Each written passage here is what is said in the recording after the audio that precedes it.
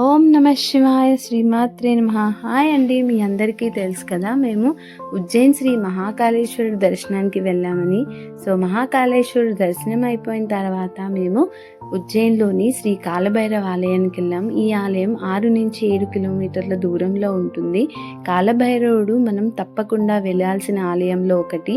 ఇక్కడ ఉజ్జయిన్లో మహారాజు స్వామివారైతే మహాకాళేశ్వరుడైతే సేనాధిపతి కాలభైరవుడు. ఇప్పుడు మీరు చూస్తుంది కాలభైరవ ఆలయం. ఈ ఆలయం 6000 సంవత్సరాల నాటి పురాతనం ఆలయం అన్నమాట. ఈ ఆలయంలో ఒకప్పుడు తాంత్రిక పూజలు మాత్రమే జరుగుతూ ఉండేవి. కానీ రాను రాను ఆ తాంత్రిక పూజలన్నీ తగ్గించేసి స్వామివారి దర్శనాన్ని నార్మల్ వాళ్ళకి కూడా ఇవ్వాలనే ఉద్దేశంతో వాటిని తగ్గించేశారు. కానీ ఇప్పుడు ఇక్కడ స్వామివారికి మద్యపానాన్ని సమర్పిస్తారు.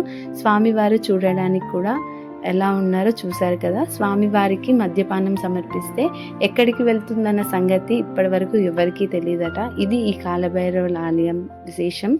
ఈ కాలభైరవుడి ఆలయం ఎప్పుడూ రద్దీగానే ఉంటుంది. అక్కడి నుంచి మేము స్వామివారి ఆలయం తర్వాత సందీపని ఆశ్రమం చూసుకొని అక్కడి నుంచి అక్కడే ఉన్న మంగళనాథ్ ఆలయం కూడా వెళ్ళాము. మంగళనాథ్ ఆలయం ఏంటంటే కుజుడు అంటే మంగళవారానికి అధిపతి అయిన కుజుడు పుట్టిన స్థలం అన్నమాట. అక్కడ ఎవరికైనా మాంగళ్య దోషాలున్నా ఎలాంటి కుజ దోషాలున్నా పరిహారం అనేది జరుగుతూ ఉంటాయి. అది కూడా చాలా బాగుంది. అది అయిపోయిన తర్వాత మేము సాయంత్రం ఇక్కడ హరసిద్ధి మాత ఆలయానికి వచ్చామన్నమాట. ఇది మహాకాళేశ్వర ఆలయానికి కొంచెం దగ్గరలోనే ఉంటుంది. ఉజ్జయిన్లో మహాకాళేశ్వరుడి తర్వాత దర్శించుకునే ఆలయం హరసిద్ధి. ఈ హరసిద్ధి మాత ఆలయం అష్టాదశ శక్తి పీఠాల్లో ఒకటి. ఇక్కడ అమ్మవారి మూచేయి పడిన ప్లేస్ అనమాట. సాయంత్రం 6:30-7 గంటల టైంకి ఇలా 2 దీపపు స్తంభాలను పైనుంచి కింది దాకా దీపాలు వెలిగించి జ్యోతులు వెలిగించిన తర్వాత అమ్మవారికి మంగళారతి అనేది సమర్పిస్తారు. చూడడానికి ఎంతో ఆహ్లాదకరంగా, అంటే మనం అక్కడ నిల్చున్నంతసేపు కూడా మనకి ఒక వేరే ప్రపంచంలో ఉన్నామన్న ఫీలింగ్ కలుగుతుంది. అంత బాగుంటుందన్నమాట.